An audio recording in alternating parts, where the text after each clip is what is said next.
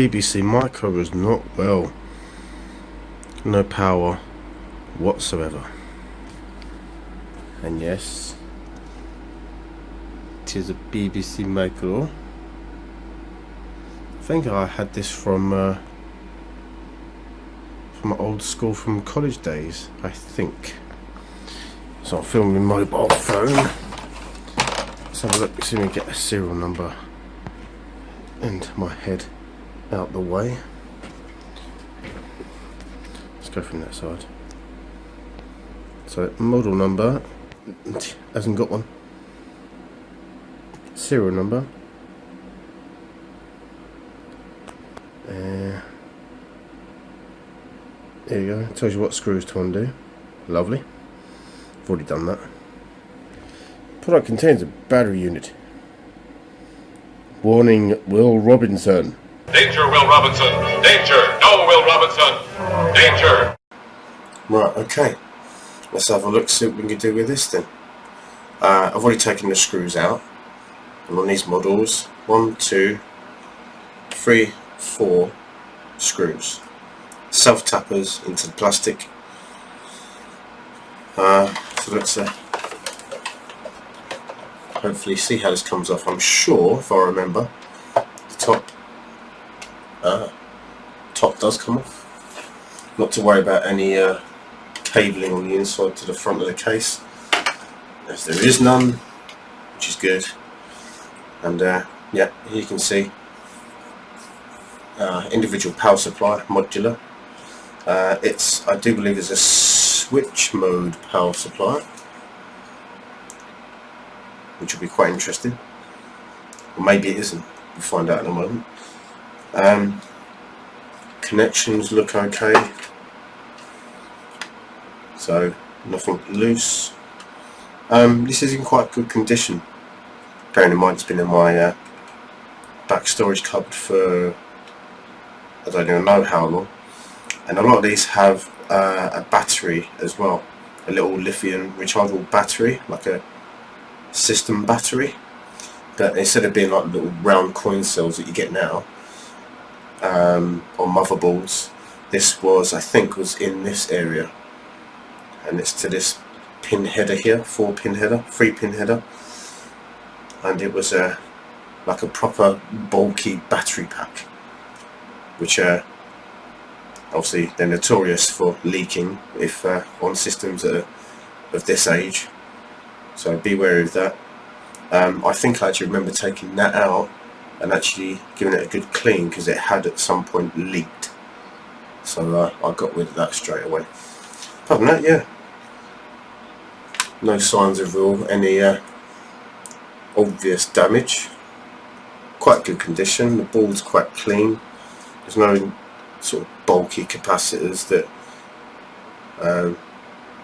would be a thing to look at on the motherboard to see if there's any blown or bulging. So yeah, let's say big clunking switch on the back, and obviously when you switch it on, when I tested it, there was no sort of, you can sometimes hear a little spark as you slowly turn these switches on. And sometimes, if it has a built-in speaker, which this one does, you sometimes can hear a little crack as you turn it on. I had none of those whatsoever. And also, there is a, oh crap, off shot, get out the light. There is a little relay there, which I didn't hear click either. So there we know there's no power coming to the motherboard whatsoever. So let's jump on and have a look and take the power supply out, and we'll get back to the bench and see what we can do. There we go, taking the power supply out now. Here's all the specifics, if you want to read it, go ahead. That's the back. 240, 50 Hz, 100 watts, 0.5 amps. It's good to know if you're rating fuses or checking fuses on the inside, if there is one. That's that side where the cables come out. Oh yeah, by the way, underside of the board is just bare board. There's no plate underneath. That just goes straight to the plastic at the bottom of the unit. Be wary when you're taking it out and stick your hands across underneath to get it out, like I nearly did. And look at that. Don't see that very often on really good power supplies, do you? Focus. Focus. Focus.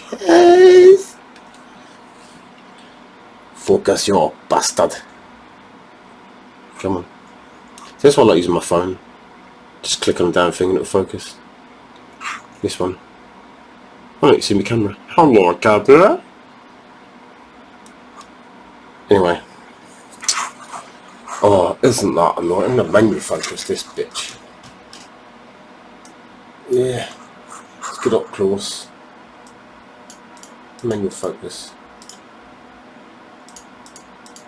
Look at that. 5 volts. Adjustment pot.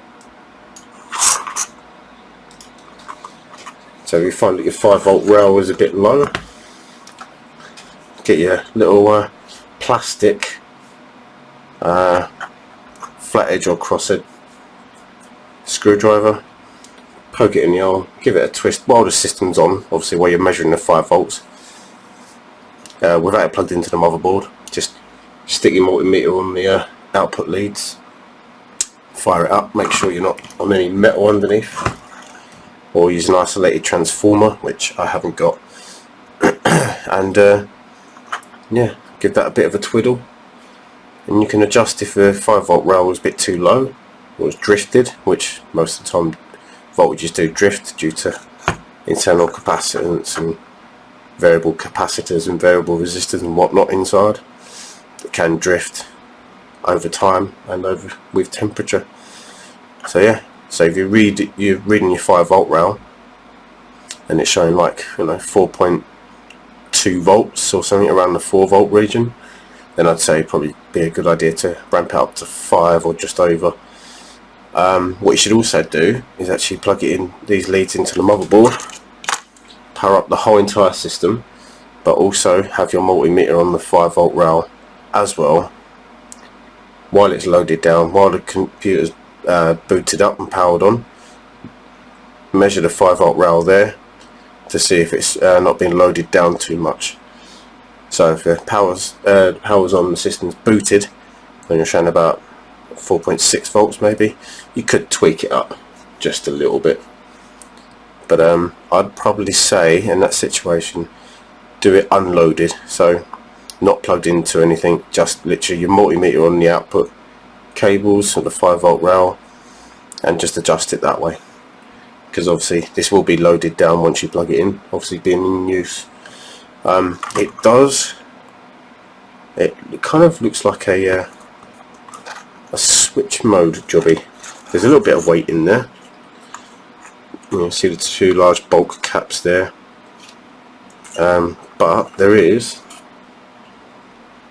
these 2 screws here. Looks like, and a huge transformer here. Looks like it could be just a small linear, but having said that, it's got multiple outputs for voltages, which obviously would necessarily mean a switch mode. High voltages are stored on components within this power supply. Do not push or damage objects through vent slots. No user serviceable parts within this power supply. Do not remove unit. Oops. They say no user serviceable parts. Well, if this was a dead power supply, you check the bulk caps, take them out for a start. So there's quite a few things you could take from here, but as a general user, you probably wouldn't. Just chuck it in the bin if it doesn't work. No loss. So revision 2, serial number 61. Woohoo! That's good. That's pretty damn good. That's a good number of serial numbers. The not sure about the main unit itself altogether, but this one apparently is 61 of however many were made. I'm sure there was a few made, not in the billions, but you know. I've got number 61, just show it don't work. So next take, let's have a look, open it up, see if there's anything we can have a look at, see if there's anything major.